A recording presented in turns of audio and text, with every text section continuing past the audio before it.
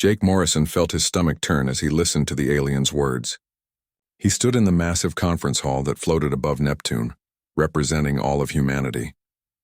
The room was huge, built for creatures much larger than humans. The walls glowed with a strange blue light that hurt his eyes if he looked at it too long. The Varanthi High Chancellor stood across from him. The alien had 3 eyes, gray skin, and a body that looked like it was made of stone. His voice echoed through the hall like thunder. "Humanity has 30 days to leave all colonies beyond Earth," the Chancellor said. His voice was cold and final. "Your species has grown too fast. You have taken too much space. The Council has voted. You must obey." Jake felt his heart pound. Beside him, Lisa Chen was typing everything into her tablet. Her hands shook slightly. Around the circular room, the other alien races watched in silence. The bug-like Kresh clicked their mandibles. The Morphians, who looked like clouds of gas in glass containers, simply floated and said nothing. The crystalline Xinthians reflected light like giant diamonds. "What if we say no?" Jake asked. His voice came out stronger than he felt. The Chancellor's 3 eyes focused on him. "Then we will force you to leave. Your military is weak. Your ships are slow.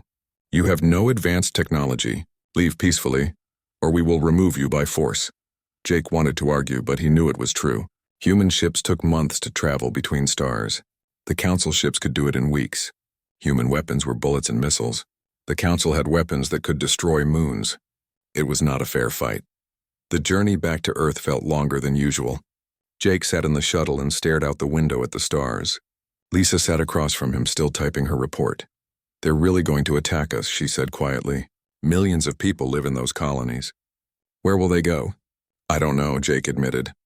"But we need to tell the President everything."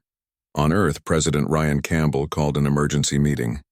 They met in a secure room deep under the mountains of Colorado. The room was full of generals, admirals, and scientists. Everyone looked worried. Admiral Marcus Bennett was an old man with gray hair and tired eyes. He had fought in the last Earth War, back when humans only fought each other. Now he had to figure out how to fight aliens.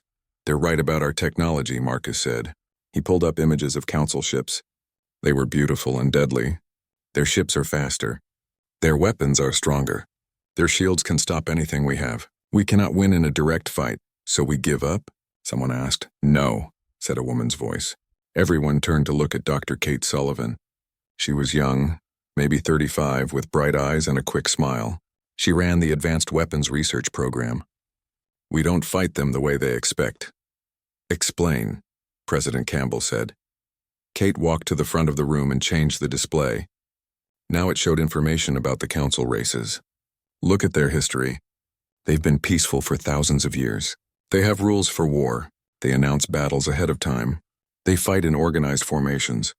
They have honor codes." "So?" General Kevin Hayes asked.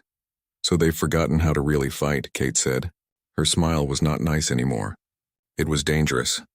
"They fight wars like games, with rules and fairness. But we humans, we remember how to fight dirty." The room went quiet. Everyone understood what she meant. "You want us to cheat," Marcus said slowly. "I want us to win," Kate replied. "They have better technology, fine, but we have something they don't. We remember what it takes to survive." President Campbell leaned back in his chair. He looked old suddenly. "What are you proposing?" Kate pulled up more displays. "We use guerrilla tactics. Hit and run attacks, traps, ambushes. We don't meet them in open battle. We make them afraid to enter our space. We use everything we know about war, everything we learned from thousands of years of killing each other, and we use it against them." "That's brutal," someone whispered. "Yes," Kate agreed. "But they're the ones who started this. They think we're weak because we're young. They think we'll just surrender. We need to show them they're wrong." The planning took weeks. Jake was sent back to the Council to buy time. He made excuses and asked for extensions. Meanwhile, on Earth and in all the human colonies, people prepared for war. Captain Brandon Cole commanded a destroyer called the Defiant. His ship was old and small compared to Council ships, but it had one advantage. It could hide. "We're going dark," Brandon told his crew. "Minimal power. No transmissions. We wait." Around him, 40 other human ships did the same. They hid in asteroid belts behind moons in the dark spaces between planets. They waited like wolves in the shadows. At Proxima Station, the largest human colony outside Earth's system, Engineers worked day and night. They were not preparing to defend the station. They were turning it into a weapon. Everyone needs to evacuate, the station commander ordered. Every civilian, every worker. This station is going to become a bomb. People asked why, but they obeyed. Shuttles carried away thousands of colonists. The station was left empty except for automated systems. Systems that Kate Sullivan had personally designed. The 30 days passed. The Council fleet arrived at Proxima Station right on schedule. Admiral Kelthus commanded the fleet. He was a proud Varanthi warrior who had never lost a battle. He expected the humans to surrender or run away. Instead, he found an empty station. No life signs, his sensor officer reported. The station appears abandoned. Kelthus studied his screens. Deploy boarding parties. The humans may have left valuable equipment behind. This was exactly what the humans wanted. Council soldiers in their advanced armor flew across space and entered the station. They walked through empty corridors, searching for anything useful. One soldier noticed something strange. "Commander, these systems are broadcasting something. I don't think this is a station anymore." The realization came too late. The virus that Kate Sullivan had created specifically for Council technology activated. It spread through the soldiers' armor like a disease. Life support systems shut down. Communication failed. Inside their advanced armor, Council soldiers died. Then the station exploded, but it was not a normal explosion. Proxima Station had been filled with millions of small metal balls. When the explosives went off, these balls shot out in every direction at incredible speeds. In space, there was nothing to slow them down. The Council ships had shields designed to stop energy weapons and missiles. They were not designed to stop clouds of metal moving at orbital speeds. The shields failed. Hull plating tore apart. 17 ships were destroyed instantly. 20 more were badly damaged. Admiral Kelthus watched in horror as his fleet died around him. Then his sensors detected something worse. 40 human ships appeared from hiding. They had been waiting in the dark, watching, preparing. Now they attacked. The Defiant and her sister ships fired their weapons. Simple railguns that shot solid metal at incredible speeds. No fancy energy weapons. Just chunks of metal moving fast enough to punch through armor. The Council fleet tried to respond, but they were confused and damaged. The humans did not fight fairly. They targeted the wounded ships first. They used the debris from the station as cover. They launched nuclear missiles that looked like debris until they exploded. Brandon Cole stood on his bridge and gave orders calmly. Target their engines. Cripple them. Don't give them time to think. The battle lasted an hour. When it ended, more than half the Council fleet was destroyed or disabled. The survivors, including Admiral Kelthus, jumped away to faster-than-light travel. They ran. Kelthus sat in his damaged ship and stared at the tactical display. He had been a warrior for 50 years. He had never been beaten like this. Never been so completely outfought. "Send a message to the Council," he said quietly. "Tell them the humans will not surrender. Tell them we have made a terrible mistake." The news of the defeat spread across the galaxy like fire. The Council had lost over 100 ships to primitive humans. Species that had been peaceful for thousands of years suddenly felt afraid. Their leaders met in emergency sessions arguing about what to do next. The Varanthi wanted revenge. The Kresh demanded humanity be wiped out completely. The Morphians urged caution. The Xinthians calculated probabilities and all of them looked bad. In the end, the Council made a decision that would change the galaxy forever. They declared humanity a threat to all civilized species. They authorized total war. Every fleet, every ship, every weapon would be turned against Earth and its colonies. On Earth, President Ryan Campbell received the news in his office. Admiral Marcus stood beside him, looking at the reports coming in from across space. "They're pulling back fleets from everywhere," Marcus said. "Patrol ships, science vessels, even their exploration fleet. Everything is being armed and sent our way." "How many ships?" Ryan asked. "Thousands," Marcus replied quietly. "Maybe 5,000 warships. We have maybe 500 combat-ready vessels, and that's counting every patrol boat and shuttle with a gun attached." Ryan walked to the window and looked out at the city. Millions of people lived here, not knowing that their world might be destroyed in the coming months. "We can't win this, can we?" "Not in any normal sense," Marcus admitted. "But Kate has a plan. Several plans, actually." Dr. Kate Sullivan arrived an hour later with thick folders full of proposals. She looked tired but excited. This was what she had spent her whole career preparing for, even if she never knew it. We can't match their numbers, she said immediately. So we don't try. Instead, we build different. She pulled up designs for new ships. They were ugly, simple, and fast to build. No comfortable quarters, no diplomatic rooms, no fancy systems. Just weapons, engines, and the minimum crew needed to operate them. We can build 10 of these for every one ship they make, Kate explained. They're not as good individually, but we'll have numbers on our side. That's still not enough, Kevin Hayes pointed out. The general had been studying council tactics for months. No, it's not, Kate agreed. So we also fight smarter. We mine the space lanes. We set traps. We use decoys. We make them paranoid about entering any human-controlled space. Over the next weeks, Earth's industries changed completely. Every factory that could be converted started building weapons, ships, or supplies. Orbital shipyards that normally took months to build a ship now pumped out new vessels every few days. The ships were simple and crude, but they worked. Captain Daniel Brooks got his new command on a Tuesday. The ship was called the Relentless, and it looked like a flying brick with engines attached. No windows except on the bridge. No gravity except from spinning the crew quarters. No luxuries at all. She's not pretty, the dock supervisor said apologetically. She doesn't need to be pretty, Daniel replied. She needs to kill aliens. His crew was young, mostly people fresh out of training. The experienced officers were spread thin across hundreds of ships. Daniel's tactical officer, Maria Santos, was only 23 years old. But she was smart and she learned fast. We got orders, Maria said, reading her screen. Patrol Sector 7. Watch for Council scouts. The Relentless left dock and headed out into the dark. She was one of hundreds of ships now patrolling human space, waiting for the Council fleets to arrive. They did not have to wait long. Contact, Maria called out suddenly. Single ship Zynthian design, big one. Cruiser class. Daniel studied his screens. The enemy ship was beautiful, all crystal and light. It was also 3 times the size of the Relentless and probably had enough firepower to destroy a small moon. Can we run? He asked.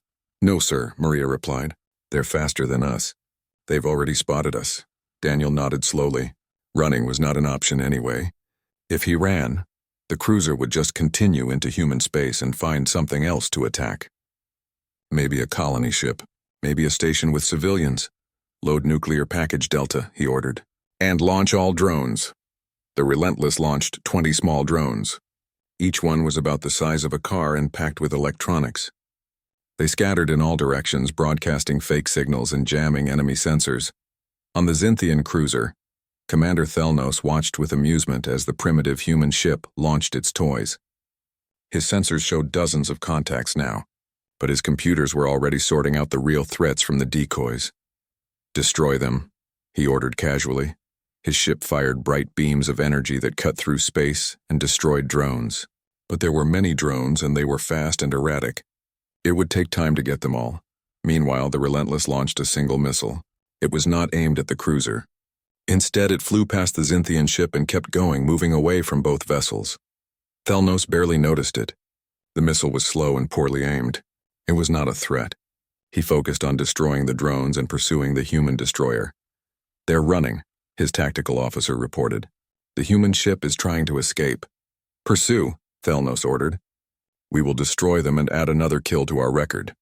The Zynthian cruiser accelerated, chasing after the Relentless. Its powerful engines easily closed the distance. Thelnos smiled. This would be an easy victory. The cruiser passed the location where the missile had stopped. The missile's proximity sensors detected the massive ship and triggered. The nuclear explosion was not designed to destroy the cruiser directly. Instead, it created a massive pulse of electromagnetic energy.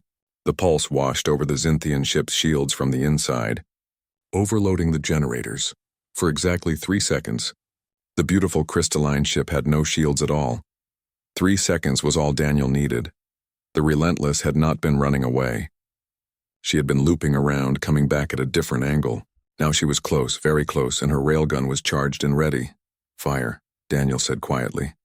A single tungsten rod, no bigger than a pencil but moving at a significant fraction of light speed, shot from the Relentless. It covered the distance to the cruiser in less than a second.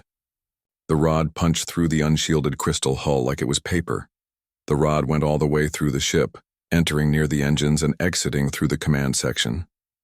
It created a tunnel of destruction, venting atmosphere and destroying critical systems.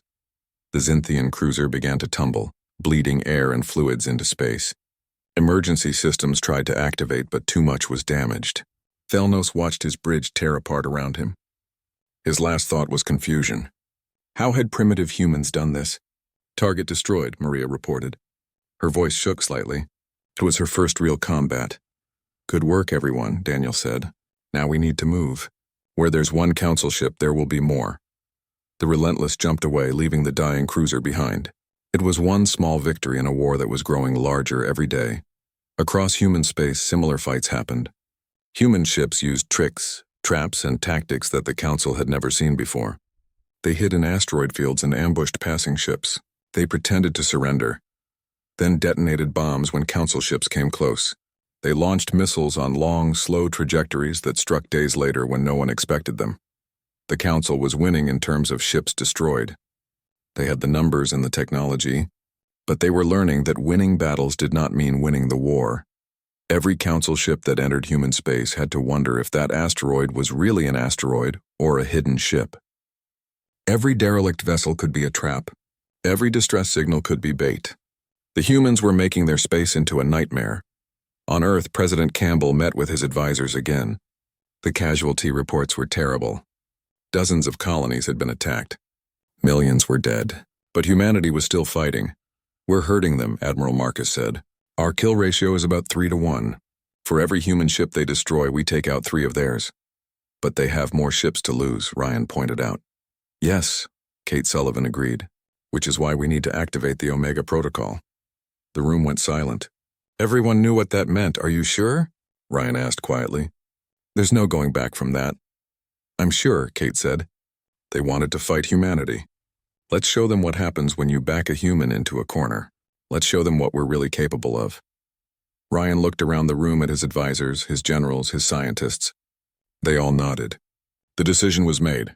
Activate the Omega Protocol, the president ordered, and may God forgive us for what we're about to do. Commander Nicole Patterson stood in front of 300 volunteers. They were in a secure hangar deep inside the moon, away from any prying eyes or sensors. Behind her sat a ship that did not officially exist. The ship was called the Harbinger, and she was unlike any vessel humanity had ever built. She used experimental stealth technology that had been rushed through testing. Her hull was covered in materials that absorbed sensor waves instead of reflecting them. Her engines were specially designed to produce almost no detectable signature. You all know why we're here, Nicole said to her crew. Her voice was steady, but inside she felt nervous. This mission is voluntary. If anyone wants to leave, you can do so now with no judgment. No one moved. They had all signed up knowing what this mission meant. The Harbinger will travel to the Varanthi home system, Nicole continued. We will enter their space undetected and position ourselves above their homeworld. We will carry a message that might end this war, or might start something even worse. A young engineer named Chris Anderson raised his hand. Commander, if this works, are we really going to threaten billions of civilians? No, Nicole said firmly. We're going to make their leaders understand what they've done. We're going to show them that this war has consequences beyond what they imagined. The Harbinger launched 3 days later. She slipped away from the moon in the shadow of a supply convoy, then disappeared into the dark between stars. Her journey would take months using the slow, human, faster-than-light engines, but that was part of the plan. The longer she remained undetected, the better. Meanwhile, similar ships launched toward other Council homeworlds, toward the Kreshhive planets, toward the Xinthian crystal worlds, toward the gas giants where the Morphians lived. Each ship carried a small crew, experimental stealth systems, and a payload that would change everything. On Varanth Prime, the Varanthi homeworld, life continued as normal. The war was far away, fought in distant systems that most civilians never thought about. The government had kept the details classified, not wanting their people to know how badly things were going. High Chancellor Velkar lived in a tower that overlooked the capital city. He had 3 mates and 7 children. His morning routine included a meal with his family and reviewing reports from the war front. This morning, the reports were not good. We've lost another carrier group, his military advisor reported. The humans ambushed them near the colony world of New Terra. They used some kind of minefield that our sensors couldn't detect. Velkar's 3 eyes dimmed with frustration. How is this possible? We have thousands of ships. They have hundreds. We should have crushed them by now. The humans don't fight like civilized species, the advisor explained. They use tactics we haven't seen in millennia. Ambushes, traps, false surrenders. They target our supply lines and repair stations. They make us afraid to move anywhere. Then we need to strike at their heart, Velkar decided. Prepare a fleet to attack Earth itself. If we destroy their homeworld, they will have to surrender. The advisor nodded and left to give the orders. Velkar turned back to his family, trying to enjoy his meal. Then every screen in his dwelling activated at once. A human face appeared, speaking in perfect Varanthi. The translation was so good that Velkar could even hear the emotional undertones correctly. This is President Ryan Campbell of Earth, the human said. His face looked tired and sad. For the past months, your council has waged war against humanity. You have killed millions of our people. You have destroyed our colonies. You did this because you called us primitive and dangerous. Velkar felt a chill run through his body. How was this human broadcasting directly into his home? Today we prove you were right to fear us, Ryan continued. The screen changed to show views from space. Above Varanth Prime, dozens of satellites appeared, all broadcasting human identification signals. They had been there all along, invisible to sensors, waiting. Each satellite carries a weapon, Ryan explained, a kinetic impactor. If we release them, they will strike your planet at speeds that will destroy cities, boil oceans, and crack your world like an egg. We have the same weapons above every council homeworld. Varanth, Cressia, Zinthar, Morpheus 9, all of them. Velkar's 3 hearts nearly stopped. He looked at his children, his mates, and felt pure terror. The humans could destroy his world right now. But we haven't, Ryan said, and his voice softened slightly. Because unlike you, we don't make war on civilians. We don't attack homes and families. We remember what it means to be civilized, even when we're forced to be savage. Another image appeared showing a human ship in orbit. A woman in a military uniform stood on its bridge. This is Commander Nicole Patterson of the ship Harbinger, the woman said. I want the people of Varanth to know that I'm here, in your home system with the power to end your civilization. I want you to ask your leaders why they provoked a species capable of this. The broadcast ended. Velkar stood frozen in his home, staring at the blank screen. Around the planet, millions of Varanthi received the same message. Within minutes, the communication networks exploded with panic and anger. Similar scenes played out on every council homeworld. Civilians who had been kept ignorant of the war's true nature suddenly understood. Their leaders had started a war with a species that fought with cunning and ruthlessness. Those leaders had put their entire civilizations at risk. On Cressia, the insect-like Kresh swarmed through their hive cities in confusion. On the crystal cities of Zinthar, the Zinthians calculated and recalculated the odds of survival. On the gas giants, the Morpheans swirled in distress. The council convened an emergency session. The chamber was full of angry, frightened representatives demanding answers. How did they get weapons to our homeworlds? The Kresh Queen shrieked. Our space was supposed to be secure. They've been there for weeks, Velkar admitted quietly. Hidden, waiting. We never detected them because we weren't looking. We thought our space was safe. We should destroy Earth immediately, urged a Zinthian commander. Use our most powerful weapons. End this threat before they can hurt us. And if Earth's destruction triggers those satellites? A Morphean delegate asked. What if there are safeguards? What if destroying Earth means our own worlds die too? The Kresh Queen made a clicking sound of distress. We cannot surrender to these primitives. The shame would be unbearable. The shame is already here, Velkar said heavily. We started this war because we thought humanity was weak and aggressive. We were half right. They are aggressive, but they're not weak. They're survivors. And we pushed them into a corner where they had no choice but to show us their teeth. The debate continued for hours. Military leaders wanted to fight. Civilian leaders demanded peace. Scientists calculated scenarios and found few that ended well for the council. On Earth, Admiral Marcus watched the reports coming in with grim satisfaction. The council was paralyzed, afraid to move forward or backward. The civilian populations are rioting, he told President Campbell. They're demanding their leaders negotiate with us. They're asking why their governments provoked a species that could threaten their homes. Good, Ryan said. Fear is a powerful motivator. Now let's see if they're smart enough to choose peace. Dr. Kate Sullivan joined them, looking at data from the stealth ships. All vessels report they're in position and undetected. The council can't find them even now that they know where to look. How long can we maintain this? Ryan asked. As long as we need to, Kate replied. Each ship has supplies for a year. Their crews are volunteers who understand they might not come home. They'll stay as long as necessary. The message humanity was sending was clear. The Council could have peace or they could have their homeworlds threatened forever. There was no third option.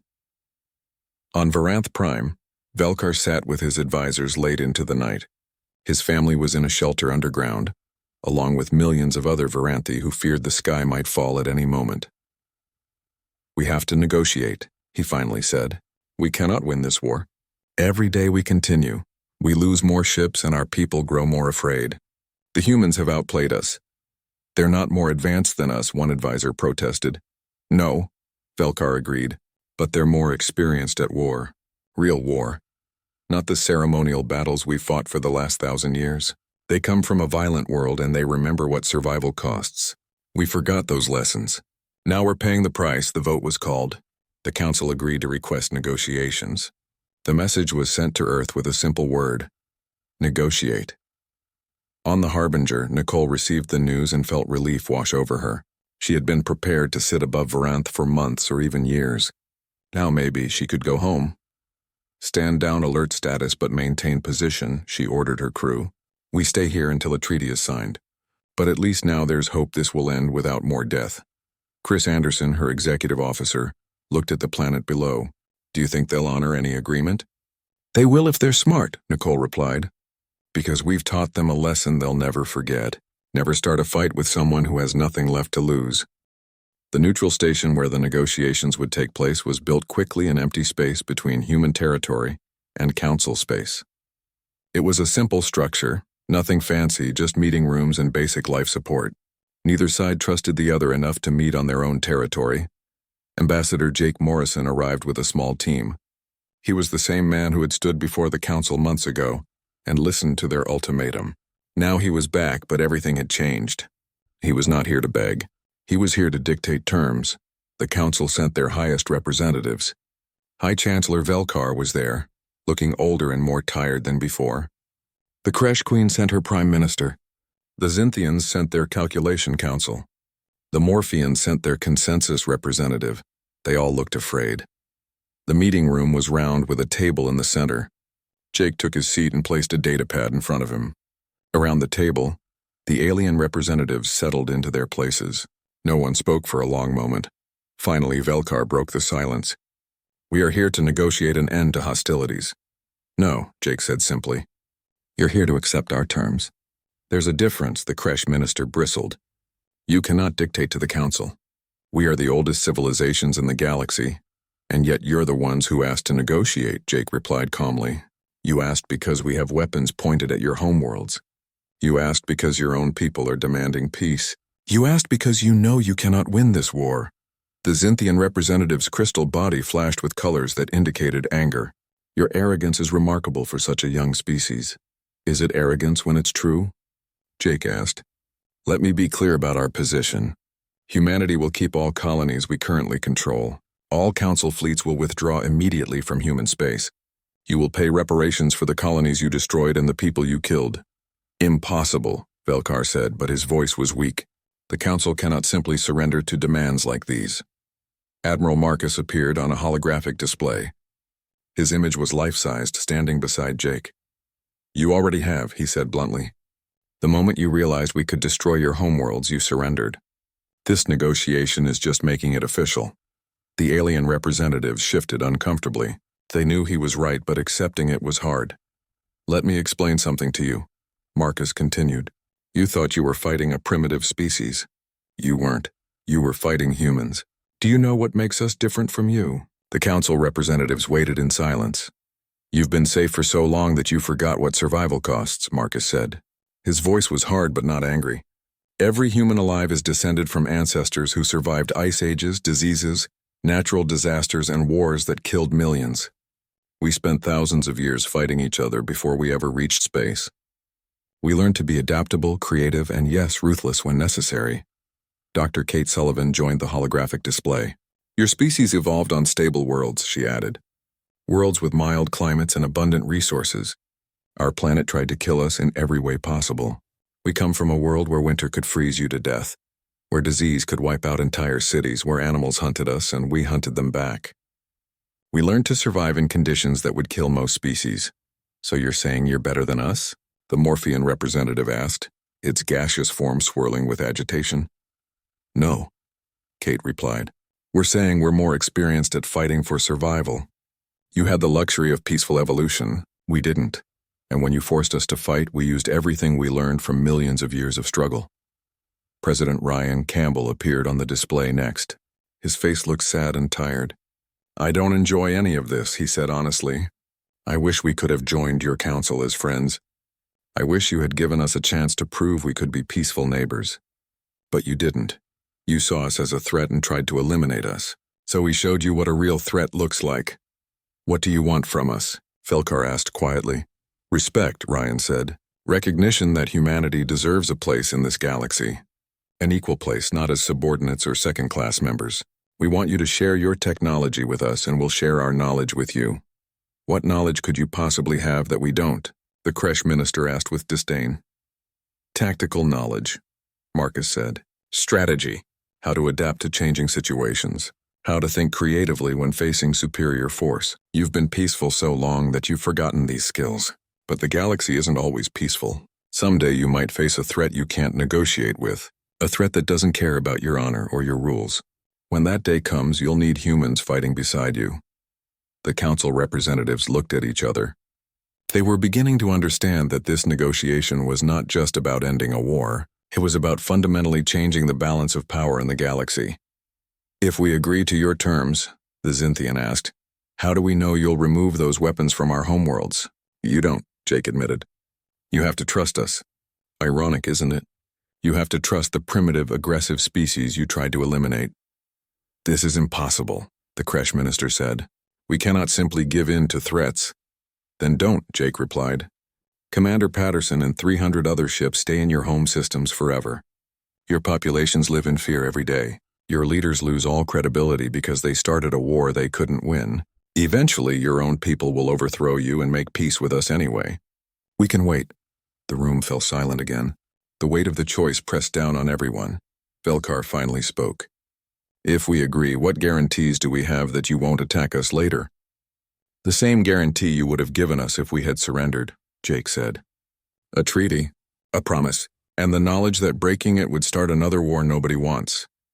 That's not much of a guarantee, the Morphean noted. It's the best guarantee that exists between civilizations, Ryan said from the display. Peace based on mutual respect and fear of consequences. You'll respect us because you know what we can do. We'll respect you because we know what you can do. Neither side wants to test the other again. Over the next week, the details were hammered out. Humanity would become a full member of the Council with equal voting rights. All human colonies would be recognized as legitimate. The Council would pay reparations, though the amount was reduced in exchange for immediate technology sharing. Human ships would withdraw from Council home systems once the treaty was ratified. But everyone understood that humanity now had the capability to return anytime they wanted. That knowledge alone would keep the peace. Jake signed the treaty on behalf of Earth. Velkar signed for the Varanthi. One by one, the other council races added their marks. The war was officially over. As the council representatives prepared to leave, Velkar approached Jake privately. I want you to know, the High Chancellor said quietly, that I did not believe humans were truly dangerous. I thought you were simply young and foolish. I was wrong, and my people paid the price for my arrogance. A lot of people on both sides paid that price, Jake replied. The only question now is whether we learned from it. What did you learn? Velkar asked. That we can't trust anyone to protect us except ourselves, Jake said. That the galaxy is not as civilized as it pretends to be. And that sometimes being feared is safer than being liked. And what do you think we learned? Jake considered the question. That young species can be dangerous. That technology isn't everything. And that starting wars is easier than ending them. Velkar nodded slowly. Perhaps we can all learn to be better neighbors from now on. Perhaps, Jake agreed. But humanity will never be defenseless again. We'll never forget what it took to earn our seat at your table. The High Chancellor left and Jake stood alone in the empty meeting room. Through the window he could see stars in every direction. Somewhere out there, Nicole Patterson and hundreds of other human commanders were receiving orders to stand down and return home. The war was over. Humanity had won, but Jake knew that the galaxy would never see them the same way again. They were no longer the young, weak species to be pushed around. They were equals, feared and respected, and that, Jake thought, was worth every sacrifice they had made. 5 years passed since the treaty was signed. The galaxy had changed in ways that no one could have predicted when the war started. Humanity had not just survived their confrontation with the Council. They had thrived. Commander Nicole Patterson, now Admiral Patterson, stood on the bridge of the UES Victory, humanity's first ship built with full Council technology.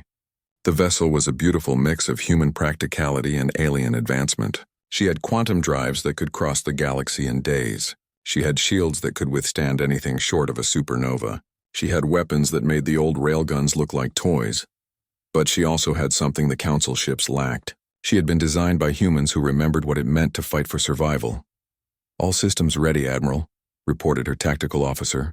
It was Chris Anderson, now a full commander himself. He had served with Nicole on the Harbinger and chosen to stay with her through the years. "Take us out," Nicole ordered. "Let's show the Council what their technology looks like in human hands." The Victory was part of a joint fleet exercise, the first of its kind. Human ships flew in formation with Varanthi cruisers, Kresh carriers, and Zynthian destroyers. It was supposed to show unity and cooperation. It did, but it also showed something else.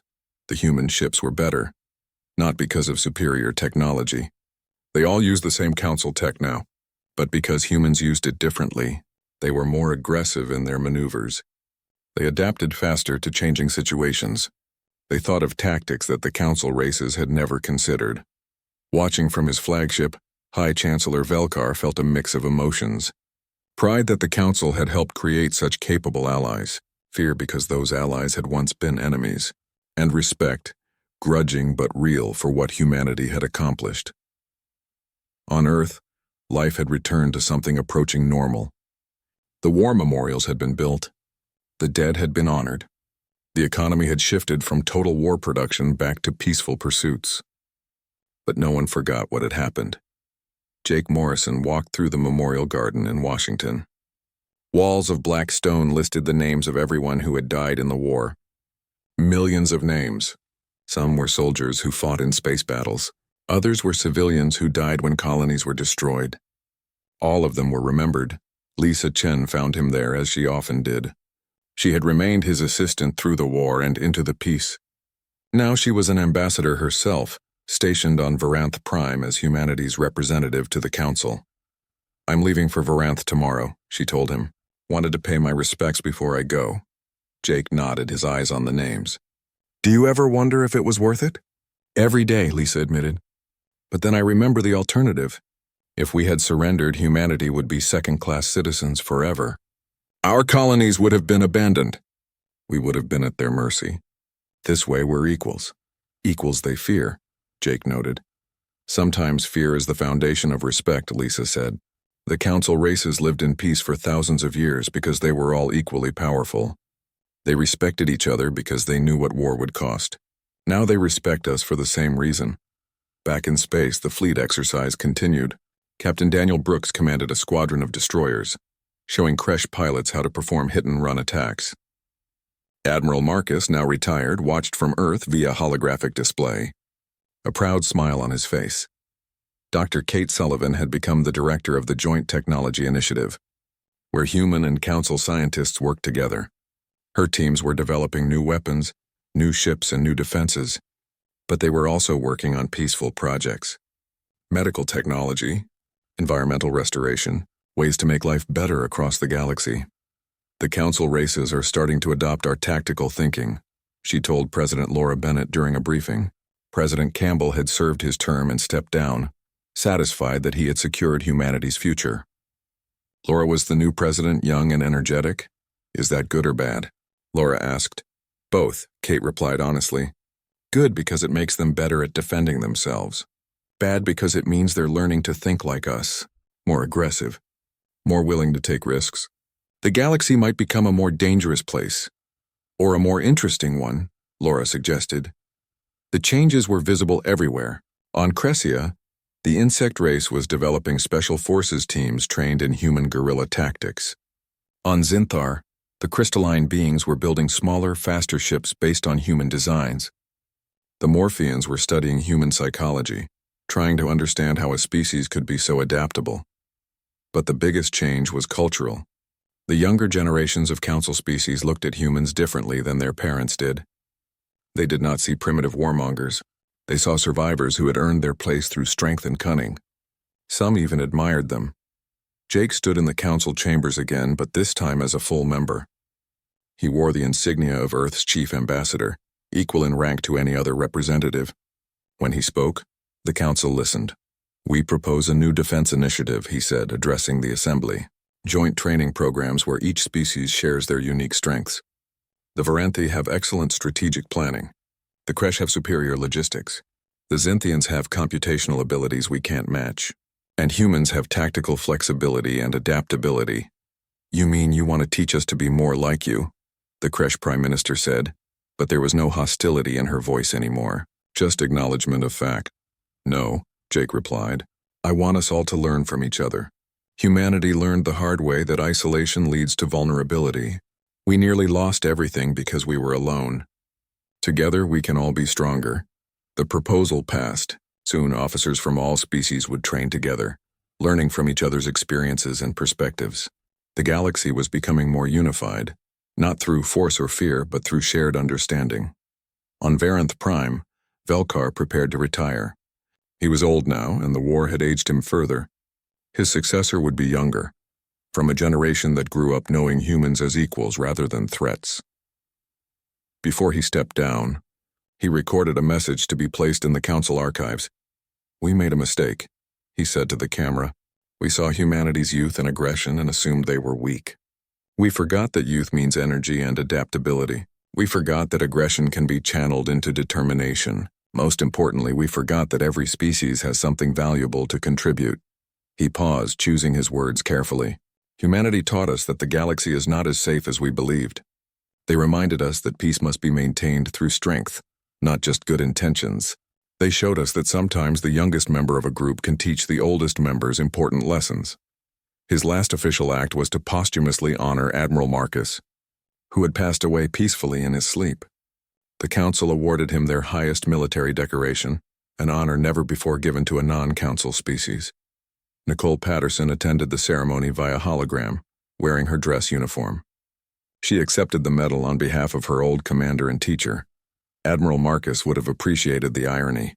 She told the assembled council, "He spent months figuring out how to defeat you. Now he's being honored by you. But I think he would say this proves his point. He always believed that former enemies could become friends if they learned to respect each other." Years continued to pass. Human colonies expanded, but now with council approval and cooperation. Trade flourished. Cultural exchanges became common. Young Varanthi studied at Earth universities. Young humans studied on Zinthar and Crescia, but humanity never forgot the lessons of the war. Every human ship still carried weapons. Every colony still had defenses. The stealth technology that had put weapons above council homeworlds was never dismantled, just placed in reserve. Because humans understood something that the council was only beginning to learn. Peace was not the absence of the ability to make war. Peace was the choice not to use that ability. Jake Morrison, now old himself, sat in a garden on Mars and looked up at the stars. Somewhere out there, Nicole commanded fleets that protected both human and council space. Lisa negotiated treaties and trade agreements. Kate developed technologies that would benefit everyone. The galaxy had not become perfect. There were still disputes and arguments. Some council races still distrusted humans. Some humans still resented the council for starting the war. But they worked together now. They protected each other. They built a future together. And every year on the anniversary of the treaty signing, representatives from all species gathered at the memorial on Earth. They stood together before the walls listing the names of the dead, human and alien alike, and remembered the cost of conflict. The galaxy had learned its lesson. The Council had provoked humanity's wrath by moving against them, and they discovered that humans were not just survivors. They were teachers. They had taught the galaxy that respect must be earned, that peace requires strength, and that the youngest species sometimes has the oldest wisdom. Humanity had claimed its place among the stars not through technology or ancient lineage, but through sheer determination and refusal to be anything less than equal, and the galaxy was better for it.